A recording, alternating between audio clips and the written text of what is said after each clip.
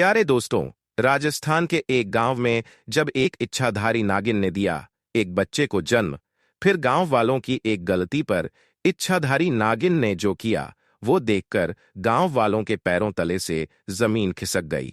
दोस्तों, आपने इस तरह की कई कहानियां खूब सुनी होंगी और फिल्मों में भी कई बार देखा होगा कि नाग नागिन का प्रेम एक दूसरे के लिए बहुत अटूट होता है। और अगर कोई इंसान गलती से भी नाग नागिन में से किसी एक को भी मार दे तो ये अपना बदला उसको मार कर ही लेते हैं। और हर एक नागिन के पास एक कीमती चीज होती है जिसे हम नागमणि के नाम से जानते हैं। नागमणि की शक्तियों से इच्छाधारी नागिन किसी का भी रूप ले सकती है। प्यारे दोस्तों, यह घटना राजस्थान के छोटे से गांव जौनपुर की है।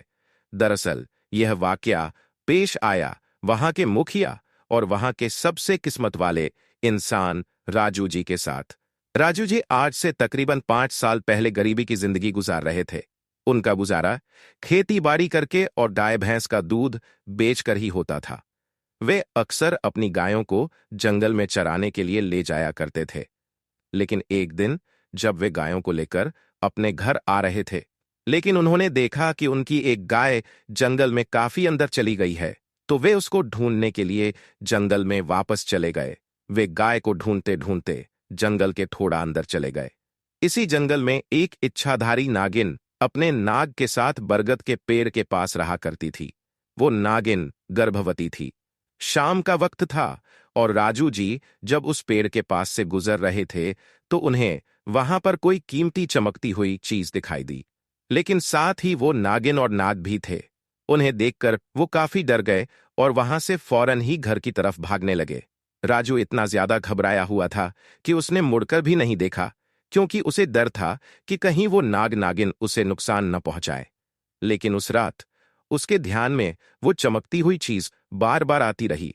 वह इतना तो समझ गया था कि हो न हो वह काफी कीमती चीज थी, और अगर वह उसे मिल गई तो वे भी किस्मत वाले हो जाएंगे, मालामाल हो जाएंगे। लेकिन सबसे बड़ी यह मुसीबत थी कि वो नाग नागिन वहीं पेड़ के पास हमेशा उस चमकती चीज के पास ही रहा करते थे। और फिर अगले दिन इस बरगद के पेड़ के पास वो गया और कुछ दूर खड़े होकर छुपकर उस पे नाग नागिन को देखने लगा। कुछ दिन देखने के बाद उसने ध्यान दिया कि नागिन तो गर्भवती है, और वो ये देखकर सोचने लगा कि ये अच्छा मौका है। जब नागिन अपने बच्चों को जन्म देती होगी तभी मैं ये नागमणि चोरी कर लूंगा, क्योंकि उस वक्त नागिन तकलीफ में होगी। नागिन कुछ नहीं कर पाएगी, अब बस नाग को ही मारना होगा। दोस्तों, कहते हैं कि अगर किसी नाग के मुंह की तरफ गोबर मार दिया जाए तो वो अपना होश खो बैठता है। इसलिए राजू हर रोज गोबर लेकर उस बरगद पेड़ के पास छुपकर सही मौके का इंतजार करने लगा, और काफी दिन इंतजार करने लगा। जब नागिन अपने बच्चों को जन्म देने वाली थी तभी चुपके से राजू ने नाग के मुंह पर गोबर मार दिया और साथ ही एक बड़े पत्थर से नाग को मार डाला, तो नाग उसी समय मर गया। फिर उसने नागिन और उसके बच्चों को भी उस पत्थर से मार डाला और उस मणि को उठाकर जल्दी से घर की तरफ निकल पड़ा। लेकिन उधर नागिन किसी तरह बच निकली और बस बेहोश पड़ी थी। जब नागिन को होश आया और उसने अपने बच्चे और पति को मरा हुआ देखा तो उसके दुख और दर्द का ठिकाना नहीं रहा। उसका तो जैसे संसार उजाड़ गया था। वो उसी लम्हे गुस्से से पागल हो गई और उसने राजू से बदला लेने की ठान ली। दोस्तों, नागिन अपने नाग का बदला किसी भी हाल में जरूर मार कर लेती है जिसने उसके नाग को मारा है। यहां तो उसके पूरे परिवार को ही खत्म कर दिया था। अब तो नागिन के गुस्से का कोई ठिकाना ही नहीं था। लेकिन नागमणि के छिन जाने की वजह से वो अपनी शक्तियों का पूरा इस्तेमाल नहीं कर पा रही थी, पर अभी भी वो अपना रूप तो बदल सकती थी। उधर जैसे ही राजू को नागमणि मिली, उसका तो जैसे पूरा जीवन ही बदल गया। उसकी फसल इस बार काफी अच्छी हुई और काफी महंगे दाम में भी बिकी, और वो जो भी धंधा कर रहा था उसमें हर जगह फायदा ही मिल रहा था। राजू बहुत ही खुश था, लेकिन राजू को पता था कि यह चमत्कार इस मणि से ही हो रहे हैं। अब हर जगह राजू की चर्चा होने लगी और राजू के लिए एक रिश्ता भी आ गया। एक मनीषा नाम की खूबसूरत लड़की से उसका रिश्ता तय हो गया। इसी के साथ उसकी शादी भी हो गई। मनीषा अपने पति से बहुत ज्यादा प्यार करती थी। दोनों एक दूसरे के हर काम में साथ निभाया करते थे। उनकी जोड़ी गांव में मिसाल बन चुकी थी। उधर नागिन ने भी एक नया रूप ले लिया और दिनेश नाम रखकर राजू के यहां उसका मुंशी बन गई और राजू का भरोसा जीतने लगी। राजू भी उसकी वफादारी को देखकर उसे अपना सदा भाई मानने लगा। एक दिन मनीषा अपने पति राजू के पास आई और बताती है कि तुम पिता बनने वाले हो, मैं गर्भवती हूं। ये सुनते ही राजू की खुशी का ठिकाना ना रहा। उस दिन वो इस कदर खुश हुआ कि वो अपने मुंशी दिनेश के पास गया और कहा कि देखो दिनेश, मेरा कोई भाई नहीं है, लेकिन अब तुम मेरे सगे भाई से भी ज्यादा बन चुके हो और आज मैं बहुत खुश हूं। इसलिए मैं तुम्हें और अपनी बीवी को एक बहुत ही खूबसूरत जगह लेकर जाना चाहता हूं। और फिर राजू ने ऐसा ही किया। वो अपनी बीवी और दिनेश को कार में बिठाकर लेकर निकल गया और फिर एक छोटी सी कुटिया के सामने ले जाता है और बताता है कि जब वो छोटा था तब इसी कुटिया में उसकी मां की जान उसे जन्म देते ही चली गई थी। इसके पिता पहले ही गुजर चुके थे। तब एक बूढ़े बाबा ने उसकी मां को वहीं दफन कर दिया था और राजू को इस बाबा ने पाला था। राजू बताता है कि जब भी मैं खुश होता हूं या दुखी होता हूं तो मैं यहां के पास आ जाता हूं और मुझे यहां एक अनोखे सुकून का एहसास होता है। राजू आगे बताता है कि आज तुम दोनों को मैं इसलिए यहां लाया हूं क्योंकि तुम दोनों अब मेरी जिंदगी का एक अहम हिस्सा हो। जब राजू सारी बात बता रहा था तो उसकी आंखों में आंसू आ जाते हैं। दोस्तों, ये सुनते ही सबकी आंखों में आंसू आ जाते हैं।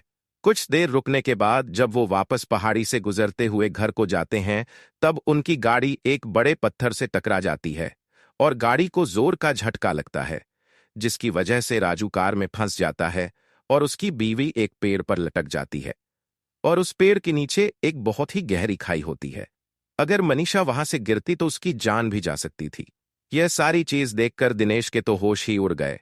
दोस्तों, वो रात पूर्णिमा की रात थी। दिनेश अपनी शक्तियों का प्रयोग करके एक नागिन का रूप ले लेती है। हाँ दोस्तों, दिनेश अब एक नागिन में बदल चुका है। नागिन बताती है कि मैं भी एक दिन ऐसे ही मुसीबत में फंसी थी जब राजू ने उसका पूरा घर संसार लूट लिया था, उसके पति और बच्चे को मार दिया था। नागिन कहती है अब बदला लेने का समय आ चुका है और आज बहुत अच्छा दिन है। अब राजू कार के अंदर फंसा हुआ था और रो रो कर नागिन से कहता है कि तुम चाहे भले ही मेरी जान ले लो पर मेरी बीवी और मेरे बच्चे को छोड़ दो। लेकिन इस वक्त उस नागिन को अपनी पुरानी बीती हुई कहानी याद आई कि जब कोई अपना छिन जाता है तो यह सबसे बड़ा दुख होता है। नागिन ने जब राजू का उसकी पत्नी के लिए सच्चा प्यार देखा तो उसे माफ कर दिया और मनीषा को उस पेड़ से बचा लिया और दोनों को अस्पताल छोड़कर वापस जंगल उस बरगद के पेड़ के पास चली गई। जब राजू अस्पताल से स्वस्थ होकर अपनी पत्नी के साथ घर लौट आया तो उसको अपनी गलती का एहसास होता है और उसने जान लिया था कि उसने कितनी बड़ी गलती की थी। वह नागमणि को लेकर उस बरगद के पेड़ के पास गया और उस पेड़ के पास उस नागमणि को रखकर फूट फूट कर रोने लगा और शाम को वापस घर आ गया। प्यारे दोस्तों, इंसान कभी कभी लालच में इतनी बड़ी गलती कर देता है कि उस गलती को कभी भी ठीक नहीं किया जा सकता और केवल पछतावा ही रह जाता है। लेकिन इस कहानी से हमें यह भी सीखने को मिलता है कि प्रेम और दया की शक्ति कितनी महान होती है। नागिन का हृदय राजू के सच्चे प्रेम को देखकर पिघल गया। उसने अपना बदला लेने के बजाय उसे क्षमा कर दिया। यह दिखाता है कि सच्चा प्रेम और पश्चाताप कैसे एक कठोर हृदय को भी नरम बना सकता है। नागिन ने यह भी समझा कि राजू अब एक बदला हुआ इंसान है। उसने अपनी गलती को माना और उसके लिए सच्चा पछतावा किया। नागिन ने देखा कि राजू की पत्नी गर्भवती है और उसे भी वही दर्द हो सकता है जो कभी उसे हुआ था। इसीलिए उसने राजू को माफ कर दिया। यह कहानी हमें सिखाती है कि बदला लेने से बेहतर है कि हम क्षमा करें। क्षमा करना ही सच्ची वीरता है। नागिन ने अपने दर्द और गुस्से को पार करके क्षमा का रास्ता अपनाया।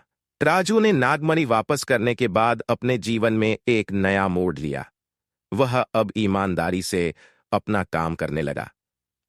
हाँ, वह पहले जैसा अमीर नहीं रह गया था, लेकिन उसके पास अपनी पत्नी का प्रेम था और जल्द ही आने वाले बच्चे की खुशी थी। उसने गांव वालों को अपनी पूरी कहानी बताई और उनसे माफी मांगी। गांव के लोग पहले तो हैरान हुए, लेकिन फिर उन्होंने राजू के सच्चे पश्चाताप को देखकर उसे माफ कर दिया। इस घटना के बाद गांव के लोगों ने भी सीखा कि प्रकृति के साथ सामंजस्य बिठाकर रहना चाहिए।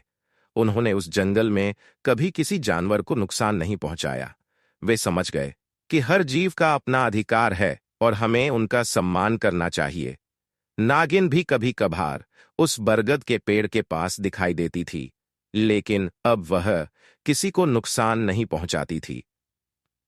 शायद उसने भी शांति का रास्ता अपना लिया था। मनीषा ने समय पर एक स्वस्थ बच्चे को जन्म दिया। राजू बहुत खुश था। उसने अपने बच्चे का नाम दिनेश रखा, उस नागिन की याद में जिसने उसे और उसकी पत्नी की जान बचाई थी। राजू और मनीषा ने अपने बच्चे को हमेशा सच्चाई और ईमानदारी का रास्ता दिखाया। वे उसे सिखाते थे कि लालच कभी भी अच्छा नहीं होता और दूसरों के साथ हमेशा दया और प्रेम का व्यवहार करना चाहिए। इस घटना के बाद पूरे गांव में एक सकारात्मक बदलाव आया। लोग एक दूसरे के साथ अधिक प्रेम और सहयोग से रहने लगे। वे प्रकृति का भी अधिक सम्मान करने लगे। राजू अब गांव का एक सम्मानित व्यक्ति बन गया था, न कि अपनी दौलत के कारण, बल्कि अपने चरित्र और सच्चाई के कारण। लोग उसकी सलाह लेते थे और उसका आदर करते थे। प्यारे दोस्तों, इस कहानी से हमें यह सीख मिलती है कि जीवन में कभी भी लालच नहीं करना चाहिए। लालच हमेशा दुख का कारण बनता है, और हमसे कोई गलती हो भी जाए तो हमें सच्चे मन से पश्चाताप करना चाहिए। क्षमा करना और क्षमा करना दोनों ही महान गुण हैं। नागिन ने राजू को माफ करके यह दिखाया कि प्रेम और दया बदले से कहीं अधिक शक्तिशाली होते हैं। राजू ने भी अपनी गलती मानकर और सच्चे मन से पश्चाताप करके यह साबित किया कि इंसान अपनी गलतियों से सीख सकता है और बेहतर बन सकता है। यह कहानी हमें यह भी सिखाती है कि प्रकृति के साथ हमारा रिश्ता प्रेम और सम्मान का होना चाहिए, शोषण का नहीं। हर जीव का अपना महत्व है और हमें उनके अधिकारों का सम्मान करना चाहिए। प्यारे दोस्तों, आज की इस कहानी में इतना ही। अगर आपको आज की कहानी पसंद आई हो तो इसे अपने दोस्तों और परिवार के साथ जरूर साझा करें। हम मिलेंगे आपसे बहुत जल्द एक और नई कहानी के साथ।